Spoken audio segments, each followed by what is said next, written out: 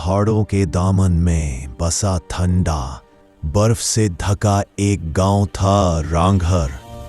सर्दी इतनी शिद्दत की होती थी कि रोशनी होने के बावजूद धुंध ने पूरे गांव को अपनी गोद में लिया होता। इसी गांव में रहती थी मेहरू, एक होशियार मगर बेअंदाजा हालात का सामना करती 18 साल की लड़की। मेहरू के पास पैसा कम था मगर ज़हान बहुत तेज। उसकी माँ ज़ैनब बीमार रहती थी और बारिश बर्फ में चूल्हा जलाना उसके लिए मुश्किल होता जा रहा था। आज रांघर गांव में सर्दी अपनी इंतहा पर थी। हवा का हर झोंका दरवाजों को हिलाकर अजीब सा एहसास देता, जैसे कोई अनदेखी चीज आसपास घूम रही हो। मेहरू सुबह उठकर लकड़ियां उठाने निकलती है, लेकिन देखती है कि सारी लकड़ियां रात की बर्फ में जम चुकी है। चूल्हा जलना नामुमकिन था। घर में बस आधी कटोरे की दाल और कुछ सूखे चावल बचे थे। मेहरू परेशान थी क्योंकि माँ ज़ैनब का बुखार बढ़ता जा रहा था। वो हर वक्त कहती, मेहरू बेटी, थोड़ी सी गरम खुशबू वाली रोटी मिल जाए तो जान आ जाए। लेकिन रोटी पकाना मुश्किल हो चुका था।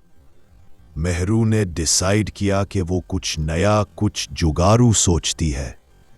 घर के एक कोने में पड़ा हुआ एक पुराना लोहे का डब्बा देखकर मेहरू के जहन में ख्याल आया।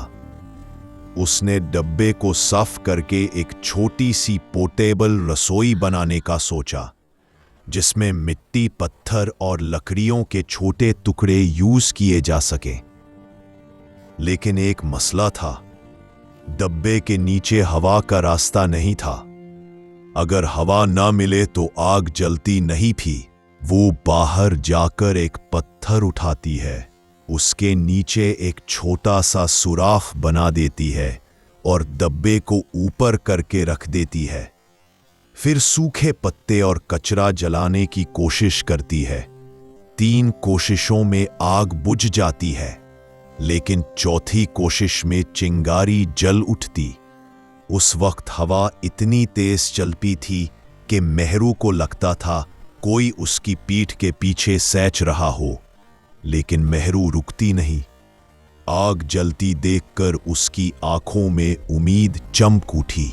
जब मेहरू चावल और दाल को गाढ़ा सा खिचड़ा बनाने के लिए रख रही थी, उसने गांव के दूसरे घरों की तरफ से अजीब सी खरक सुनी, जैसे कोई बर्फ पर पांव घसीट कर चल रहा हो।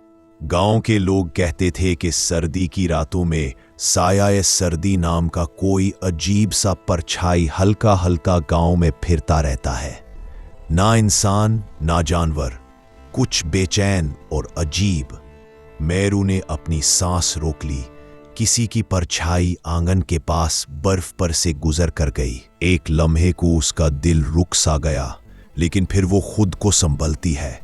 नहीं मेहरू, डरोगी तो माँ भूखी रह जाएगी। वो फिर से पकाने पर तवज्जो देती है। रसोई से उठती हल्की सी खुशबू ज़ैनब के कमरे तक जाती है।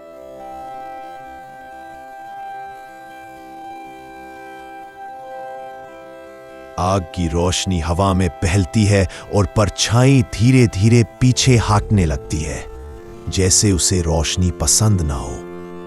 मेहरू ने पहले कभी इतना हौसला महसूस नहीं किया था।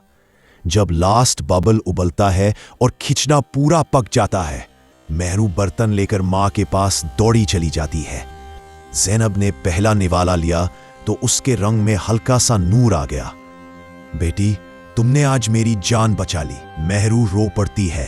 दोनों को महसूस होता है कि जिंदगी सिर्फ सहूलत या चीजों का नाम नहीं, इरादे, प्रीत और जुगाड़ का नाम है।